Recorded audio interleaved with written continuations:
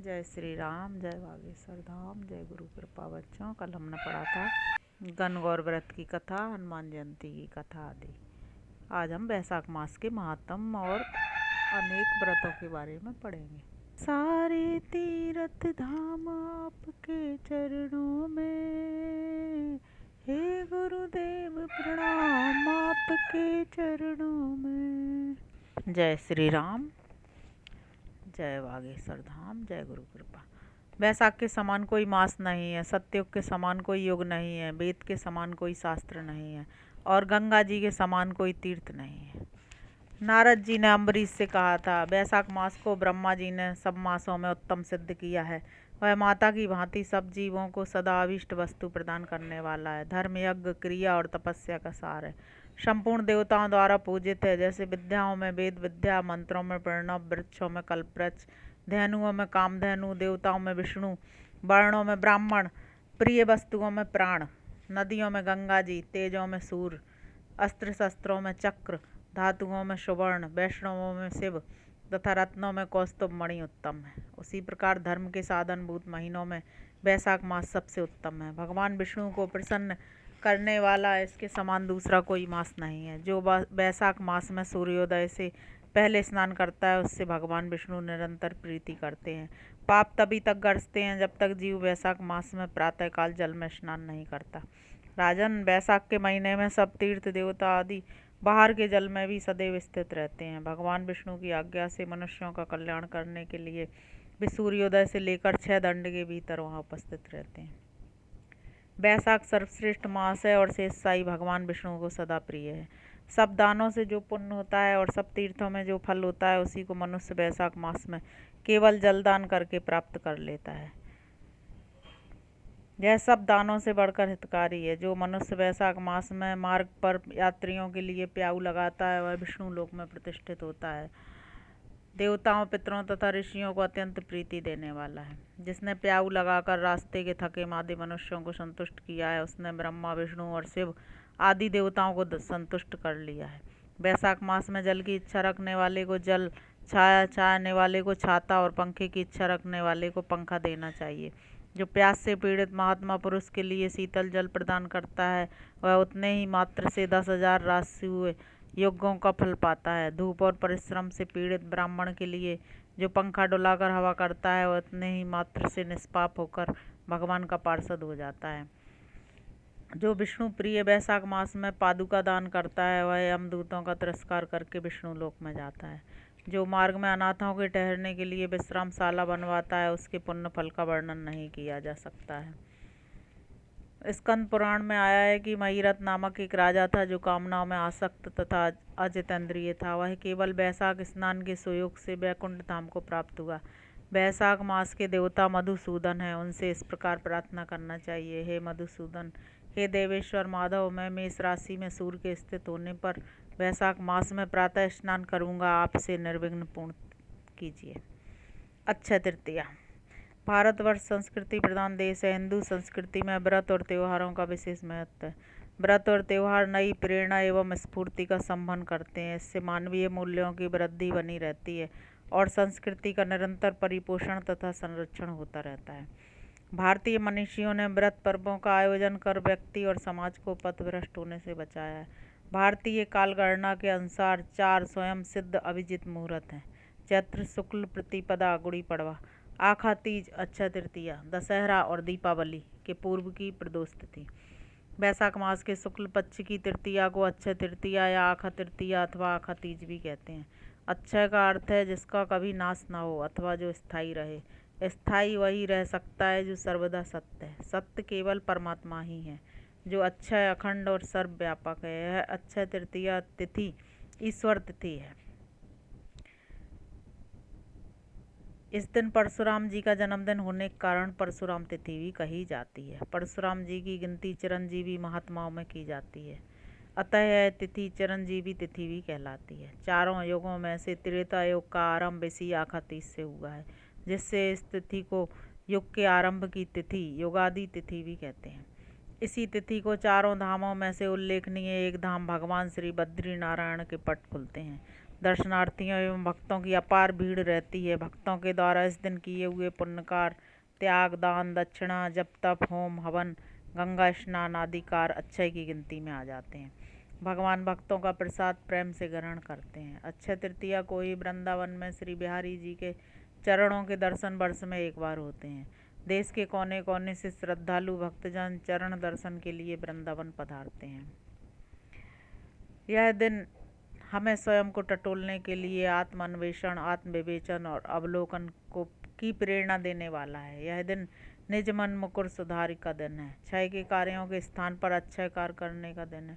इस दिन हमें देखना समझना होगा कि भौतिक रूप से दिखाई देने वाला यह स्थूल शरीर संसार और संसार की समस्त वस्तुएं क्षय धर्मा है, अक्षय धर्मा नहीं है। अक्षय धर्मा वस्तुएं असद्भावना, असद्विचार, अहंकार, स्वार्थ, काम, क्रोध तथा लोभ पैदा करती हैं, जिन्हें भगवान श्री कृष्ण ने गीता में आसुरी वृत्ति कहा है। जबकि अक्षय धर्मा सकारात्मक चिंतन मनन हमें देवी संपदा की ओर ले जाता है। इससे हमें त्याग, परोपकार, मैत्री, करुणा और प्रेम पाकर परम शांति पाते हैं, अर्थात हमें दिव्य गुणों की प्राप्ति होती है। सत्यमेव जयते की ओर अग्रसर करते हैं। आखा तीज का दिन सामाजिक पर्व का दिन है। इस दिन कोई दूसरा मुहूर्त न देखकर स्वयं सिद्ध अभिजीत शुभ मुहूर्त के कारण विवाह, उत्सव आदि मांगलिक कार्य संपन्न किए जाते हैं। अक्षय ग्रंथ गीता। गीता स्वयं एक अक्षय अमर निधि ग्रंथ है, जिसका पठन, पाठन, मनन एवं स्वाध्याय करके हम जीवन की पूर्णता को पा सकते हैं, जीवन की सार्थकता को समझ सकते हैं और अक्षय तत्व को प्राप्त कर सकते हैं। अक्षय तिथि के समान हमारा संकल्प दृढ़, श्रद्धापूर्ण और हमारी निष्ठा अटूट होनी चाहिए, तभी हमें व्रत उपवासों का समग्र आध्यात्मिक फल प्राप्त हो सकता है। भविष्य पुराण के अनुसार सभी कर्मों का फल अक्षय हो जाता है, इसलिए इसका नाम अक्षय पड़ा है। यदि यह तृतीया कृत्तिका नक्षत्र से युक्त हो तो विशेष फलदायिनी होती है। इसमें जल से भरे कलश, पंखे, चरण पादुकाएं, पात्राण, जूता, छाता, गौ, भूमि, स्वर्ण पात्र आदि का दान पुण्यकारी माना गया है। इस दान के पीछे यह लोक विश्वास है कि इस दिन जिन जिन वस्तुओं का दान किया जाएगा वे समस्त वस्तुएं स्वर्ग में गर्मी की ऋतु में प्राप्त होंगी। इस व्रत में घड़ा, कुल्हड़, सकोरा आदि रखकर पूजा की जाती है। बुंदेलखंड में यह व्रत अक्षय तृतीया से प्रारंभ होकर पूर्णिमा तक बड़ी धूमधाम से मनाया जाता है। कुमारी कन्याएं अपने भाई, पिता, बाबा तथा गांव घर के कुटुंब के लोगों को शगुन बांटती हैं और गीत गाती हैं, जिसमें एक दिन पीहर न जा पाने की कचोट व्यक्त होती है। अक्षय तृतीया को राजस्थान में वर्षा के लिए शकुन निकाला जाता है और वर्षा की कामना की जाती है तथा लड़कियां झुंड बनाकर घर घर जाकर शकुन गीत गाती हैं। लड़के पतंग उड़ाते हैं। सतनजा यानी 7 अन्न से पूजा की जाती है। मालवा में नए घड़े के ऊपर खरबूजा और आम्र पत्र रखकर पूजा होती है। किसानों के लिए नववर्ष के प्रारंभ का शुभ दिन माना जाता है। इस दिन कृषि कार्य का प्रारंभ शुभ और समृद्धि देगा, ऐसा विश्वास किया जाता है। इसी दिन बद्रिका आश्रम में भगवान बद्रीनाथ के पट खुलते हैं, इसलिए इस तिथि को श्री बद्रीनाथ जी की प्रतिमा स्थापित कर पूजा की जाती है और लक्ष्मी नारायण के दर्शन किए जाते हैं। इस तिथि में गंगा स्नान को अति पुण्यकारी माना गया है। मृत पितरों का तिल से तर्पण, जल से तर्पण और पिंडदान भी इस दिन इस विश्वास से किया जाता है कि इसका फल अच्छा होगा। इसी दिन नर नारायण, परशुराम और हयग्रीव का अवतार हुआ था, इसलिए इनकी जयंतियां भी अक्षय तृतीया को मनाई जाती हैं। इसी दिन गौरी की पूजा भी होती है। सधवा स्त्रियां और कन्याएं गौरी पूजा करके मिठाई, फल और भीगे हुए चने बांटती हैं। गौरी पार्वती की पूजा करके धातु या मिट्टी के कलश में जल, फल, फूल, तिल, अन्न आदि भरकर दान करती हैं।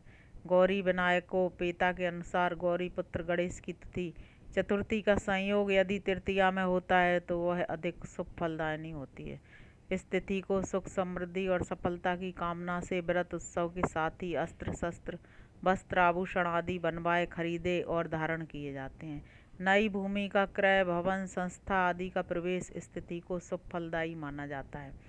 अक्षय तृतीया में तृतीया तिथि, सोमवार और रोहिणी नक्षत्र तीनों का संयोग बहुत श्रेष्ठ माना जाता है। किसानों में यह लोक विश्वास है कि यदि इस तिथि को चंद्रमा के अस्त होते समय रोहिणी आगे होगी तो फसल के लिए अच्छा होगा और यदि पीछे होगी तो उपज अच्छी नहीं होगी। बैसाख की अक्षय तृतीया को यदि रोहिणी ना हो, पौष की अमावस्या को मूल ना हो, रक्षाबंधन के दिन श्रवण और कार्तिक की पूर्णिमा को कृतिका ना हो तो पृथ्वी पर दुष्टों का बल बढ़ेगा और उस साल धान की उपज ना नहीं होगी। ऐसी कहावतें भी लोक में प्रचलित हैं। इस तिथि पर ईख के रस से बने पदार्थ, दही, चावल, दूध से बने व्यंजन, खरबूज, तरबूज और लड्डू का भोग लगाकर दान करने का भी विधान है। स्कंद पुराण और भविष्य पुराण में उल्लेख है कि वैशाख शुक्ल पक्ष की तृतीया को रेणुका के गर्भ से भगवान विष्णु ने परशुराम के रूप में जन्म लिया था। कोंकण और चिपलून के परशुराम मंदिरों में इस तिथि को परशुराम जयंती बड़ी धूमधाम से मनाई जाती है। दक्षिण भारत में परशुराम जयंती को विशेष महत्व दिया जाता है। परशुराम जयंती होने के कारण इस तिथि में भगवान परशुराम के आविर्भाव की कथा भी कही सुनी जाती है। भगवान परशुराम महर्षि जमदग्नि के पुत्र थे। पुत्रोत्पत्ति के निमित्त इनकी माता तथा विश्वामित्र जी की माता को प्रसाद मिला था, जो देववशात आपस में बदल गया था। इससे रेणुका पुत्र परशुराम जी ब्राह्मण होते हुए भी क्षत्रिय स्वभाव के थे, जबकि विश्वामित्र जी क्षत्रिय कुलोत्पन्न होकर भी ब्रह्म ऋषि हो गए।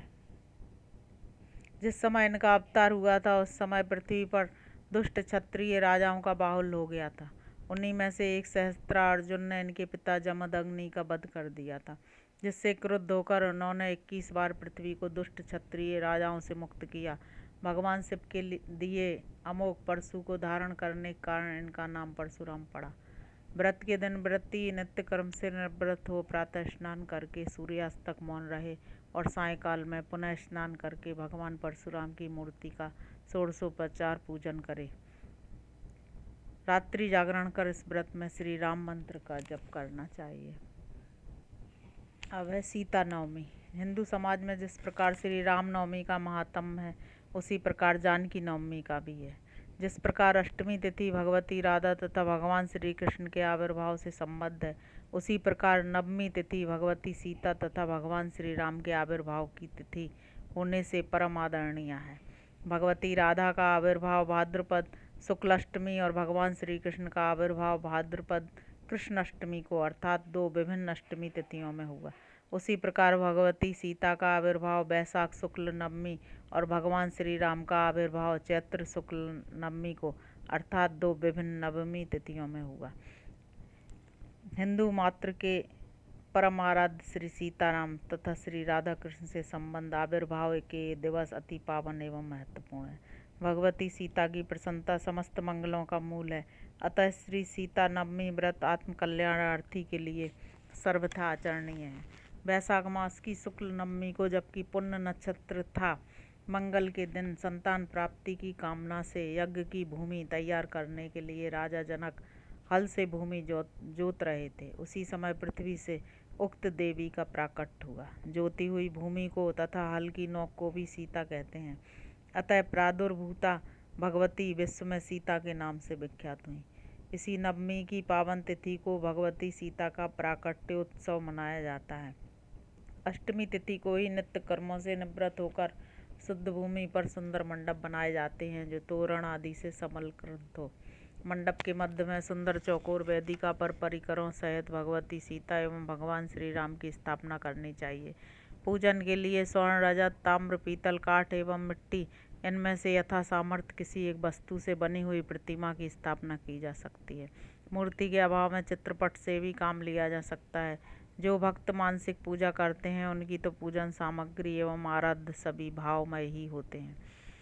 नवमी के दिन नित्य क्रम से निवृत्त होकर श्री जानकी राम का संकल्प पूर्वक पूजा करना चाहिए। भगवती सीता एवं भगवान श्री राम की प्रतिमा के साथ साथ पूजन के लिए राजा जनक, माता सुनैना, कुल पुरोहित सतानंद जी, हल और माता पृथ्वी की भी प्रतिमा स्थापित करना चाहिए। सर्वप्रथम पंचोपचार गंध, पुष्प, धूप, दीप, नैवेद्य से श्री गणेश जी और भगवती पार्वती का पूजन करना चाहिए। फिर मंडप के पास ही अष्टदल कमल पर विधि पूर्वक कलश की स्थापना करनी चाहिए। यदि मंडप में प्राण प्रतिष्ठित विग्रह ना हो तो मंडप में प्रस्थापित प्रतिमा चित्र में प्राण प्रतिष्ठा करनी चाहिए।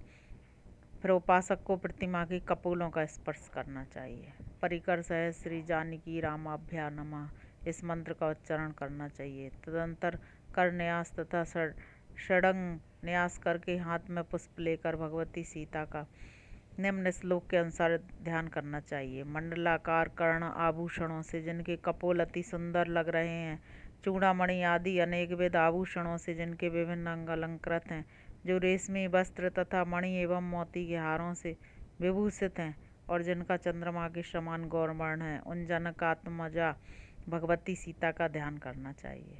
श्री जानकी रामाभ्याम नमः। इस नाम मंत्र से आसन, पाद, अर्ध आचमन, पंचामृत स्नान, वस्त्र आभूषण, गंध, सिंदूर तथा धूप दीप नैवेद्य आदि उपचारों द्वारा श्री राम जानकी का पूजन करना चाहिए। जो रावण के विनाश के लिए पृथ्वी माता गर्भ से उत्पन्न हुई हैं, पति को ही देवता मानने वाली तथा शील संपन्ना है, वे मिथिलेश कुमारी हमारी रक्षा करें। उपयुक्त श्लोक पढ़कर भगवती सीता की कृपा की प्राप्ति हेतु जानकी स्तोत्र का सस्वर पाठ करना चाहिए। नीलकमल दल के सदृश जिनके नेत्र हैं, जिन्हें श्री राम की भुजा का ही अवलंबन है, जो प्रज्वलित अग्नि में अपनी पवित्रता की परीक्षा देना चाहती हैं, उन राम प्रिया श्री सीता की मैं मन ही मन में भावना करता हूँ। जिनके नेत्र श्री राम जी के चरणों की ओर निश्चल रूप से लगे हुए हैं, जिन्होंने अपनी अंग कांति से सुवर्ण को मात कर दिया है तथा ताड़का के बैरी श्री राम के कटु वचनों से जो घबराई हुई हैं, उन राम की प्रेयसी श्री सीता की मैं मन में भावना करता हूँ। जो लज्जा से हतप्रभ हुई अपने उस मुख को, जिनके कपोल उनके बिखरे हुए बालों से उसी प्रकार आवृत हैं जैसे चंद्रमा राहु के द्वारा गिर से जाने पर अंधकार से आवृत हो जाता है, वस्त्र से ढक रही हैं, उन राम पत्नी सीता की मैं मन ही मन भावना करता हूँ। जो मन ही मन यह कहती हुई कि यदि मैंने श्री रघुनाथ के अतिरिक्त किसी और को अपने शरीर, वाणी अथवा मन में कभी स्थान दिया हो तो हे अग्नि मेरे शरीर को जला दो। अग्नि में प्रवेश कर गई उन राम की प्राण प्रिया सीता की मैं मन में भावना करता हूँ। अब है श्री नरसिंह चतुर्दशी व्रत। स्वयं प्रकाश परमात्मा जब भक्तों को सुख देने के लिए अवतार ग्रहण करते हैं, तब वह तिथि और मास भी पुण्य के कारण बन जाते हैं। जिनके नाम का उच्चारण करने वाला पुरुष सनातन मोक्ष को प्राप्त होता है, वे परमात्मा कारणों के भी कारण हैं। वे संपूर्ण विश्व के आत्मा, विश्व स्वरूप और सबके प्रभु हैं। वे ही भगवान भक्त प्रहलाद का अभीष्ट सिद्ध करने के लिए नरसिंह रूप में प्रकट हुए थे, और जिस तिथि को भगवान नरसिंह का प्राकट्य हुआ वह तिथि महोत्सव बन गई। जब हिरण्यकश्यपु नामक दैत्य का वध करके देवादिदेव जगत गुरु भगवान नरसिंह सुखपूर्वक विराजमान हुए, तब उनकी गोद में बैठे हुए ज्ञानियों में श्रेष्ठ प्रहलाद जी ने उनसे इस प्रकार प्रश्न किया। सर्वव्यापी भगवान नारायण नरसिंह का अद्भुत रूप धारण करने वाले आपको नमस्कार है। सुरश्रेष्ठ, मैं आपका भक्त हूँ, अतः यथार्थ बात जानने के लिए आपसे पूछता हूँ। स्वामिन, आपके प्रति मेरी अभेद भक्ति किस प्रकार से अनेक प्रकार से स्थिर हुई है। प्रभु, मैं आपको इतना प्रिय कैसे हुआ, इसका कारण बतलाइए।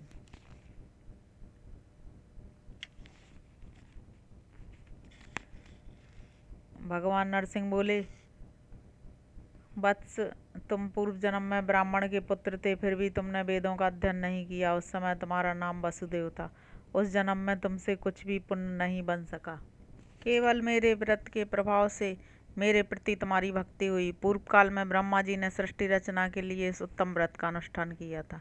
मेरे व्रत के प्रभाव से ही उन्होंने चराचर जगत की रचना की है, और भी बहुत से देवताओं, प्राचीन ऋषियों तथा परम बुद्धिमान राजाओं ने मेरे उत्तम व्रत का पालन किया है, और उस व्रत के प्रभाव से उन्हें सब प्रकार की सिद्धियां प्राप्त हुई हैं। स्त्री या पुरुष जो कोई भी इस उत्तम व्रत का अनुष्ठान करते हैं, उन्हें मैं सौख्य, भोग और मोक्ष रूपी फल प्रदान करता हूँ। प्रहलाद ने पूछा, देव, मैं आपकी प्रीति और भक्ति प्रदान करने वाले नरसिंह चतुर्दशी नामक उत्तम व्रत की विधि को सुनना चाहता हूँ। हे प्रभु, किस महीने में और किस दिन को यह व्रत आता है, आप बताने की कृपा कीजिए। भगवान नरसिंह बोले, बेटा प्रहलाद, तुम्हारा कल्याण हो, एकाग्रचित्त होकर इस व्रत को श्रवण करो। यह व्रत मेरे प्रादुर्भाव से संबंध रखता है, अतः बैसाख के शुक्ल पक्ष की चतुर्दशी तिथि को इसका अनुष्ठान करना चाहिए। इससे मुझे बड़ा संतोष होता है। पुत्र, भक्तों को सुख देने के लिए जिस प्रकार मेरा आविर्भाव हुआ वह प्रसंग सुनो। पश्चिम दिशा में एक विशेष कारण से मैं प्रकट हुआ था। वह स्थान अब मूल स्थान मुल्तान क्षेत्र के नाम से प्रसिद्ध है, जो परम पवित्र और समस्त पापों का नाशक है। उस क्षेत्र में हारीत नामक एक प्रसिद्ध ब्राह्मण रहते थे, जो वेदों के पारगामी विद्वान और ज्ञान ध्यान में सदा तत्पर रहने वाले थे। उनकी स्त्री का नाम लीलावती था। वह भी परम पुण्यमयी, सती रूपा तथा स्वामी के अधीन रहने वाली थी। उन दोनों ने बहुत समय तक बड़ी भारी तपस्या की। तपस्या में ही उनके 21 युग बीत गए। तब उस क्षेत्र में प्रकट होकर मैंने उन दोनों को प्रत्यक्ष दर्शन दिया। उस समय उन्होंने मुझसे कहा, भगवान, यदि आप मुझे वर देना चाहते हैं तो इसी समय आपके समान पुत्र मुझे प्राप्त हो। बेटा प्रहलाद, उनकी बात सुनकर मैंने उत्तर दिया, ब्राह्मण, निसंदेह मैं आप दोनों का पुत्र हूँ, किंतु मैं संपूर्ण विश्व की सृष्टि करने वाला साक्षात परात्पर परमात्मा हूँ, सदा रहने वाला सनातन पुरुष हूँ, अतः गर्भ में नहीं निवास करूँगा। तब हारीत ने कहा, अच्छा ऐसा ही हो। तब से मैं भक्त के कारण उस क्षेत्र में निवास करता हूँ। मेरे श्रेष्ठ भक्त को चाहिए कि उस तीर्थ में आकर मेरा दर्शन करे, इससे मेरी उसकी सारी बाधाओं का मैं निरंतर नाश करता रहता हूँ। जो हारीत और लीलावती के साथ मेरे बालक रूप का ध्यान करके रात्रि में मेरा पूजन करता है, वह नर से नारायण हो जाता है। बेटा, मेरे व्रत का दिन आने पर भक्त पुरुष प्रातःकाल दंत धावन करके इंद्रियों को काबू में रखते हुए मेरे सामने व्रत का संकल्प करें, भगवान आज मैं आपका व्रत करूँगा, इसे निर्विघ्नता पूर्वक पूर्ण कराइए। व्रत में स्थित होकर दुष्ट पुरुषों से वार्तालाप आदि नहीं करना चाहिए। फिर मध्याह्न काल में नदी आदि के निर्मल जल में, घर पर देव संबंधी कुंड में अथवा किसी सुंदर तालाब के भीतर वैदिक मंत्रों से स्नान करें। मिट्टी, गोबर, आंवले का फल और तिल लेकर उनसे सब पापों की शांति के लिए विधि पूर्वक स्नान करें।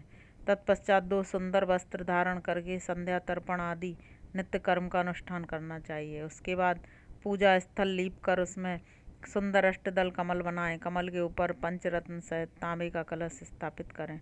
कलश के ऊपर चावलों से भरा हुआ पात्र रखें और पात्र में अपनी शक्ति के अनुसार सोने की लक्ष्मी सहित मेरी प्रतिमा बनवाकर स्थापित करें। तत्पश्चात उसे पंचामृत से स्नान कराएं। इसके बाद शास्त्रज्ञ और लोभहीन ब्राह्मण को बुलाकर आचार बनाएं तथा उसे आगे रखकर भगवान की अर्चना करें। पूजा के स्थान पर एक मंडप बनवाकर उसे फूल के गुच्छों से सजा दें। फिर उस ऋतु में सुलभ होने वाले फूलों से और उपचार की सामग्रियों से विधि पूर्वक मेरा पूजन करें। पूजा में नियम पूर्वक रहकर मुझसे संबंध रखने वाले पौराणिक मंत्रों का उपयोग करें। जो चंदन, कपूर, रोली, सामयिक पुष्प तथा तुलसी दल मुझे अर्पण करता है, वह निश्चय ही मुक्त हो जाता है। समस्त कामनाओं की सिद्धि के लिए जगत गुरु श्री हरि को सदा कृष्णा गरु का बना हुआ धूप निवेदन करना चाहिए, क्योंकि वह उन्हें बहुत प्रिय है। एक बड़ा दीपक जलाकर रखना चाहिए जो अज्ञान रूपी अंधकार का नाश करने वाला है। पर घंटे की आवाज के साथ आरती उतारना चाहिए। तदंतर नैवेद्य निवेदन करना चाहिए, जिसका मंत्र इस प्रकार है। अर्थ है, अर्थात हे लक्ष्मीकांत, मैं आपके लिए भक्ष्य भोज्य सहित नैवेद्य तथा शर्करा निवेदन करता हूँ। आप मेरे सब पापों का नाश कीजिए।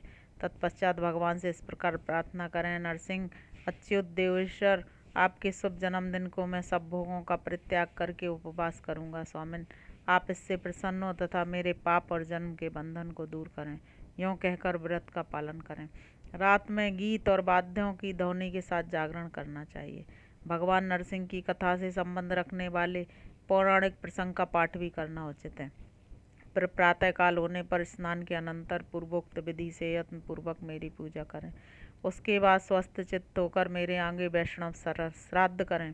तदंतर श्लोक और परलोक दोनों पर विजय पाने की इच्छा से सुपात्र ब्राह्मणों को गौ, भूमि, तिल, सुवर्ण, ओढ़ने बिछोने आदि के सहित चारपाई, सप्तधान्य तथा अन्य वस्तुएं भी अपनी शक्ति के अनुसार दान करनी चाहिए।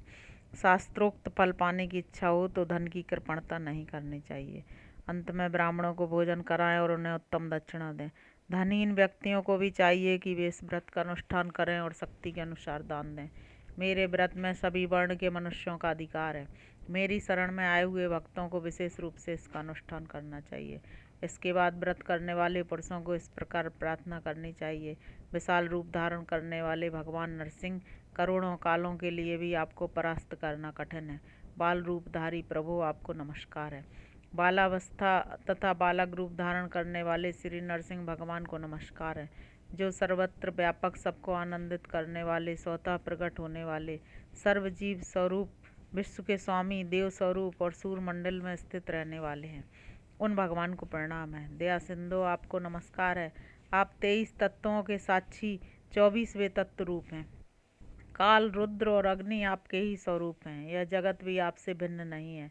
नर और सिंह का रूप धारण करने वाले आप भगवान को नमस्कार है।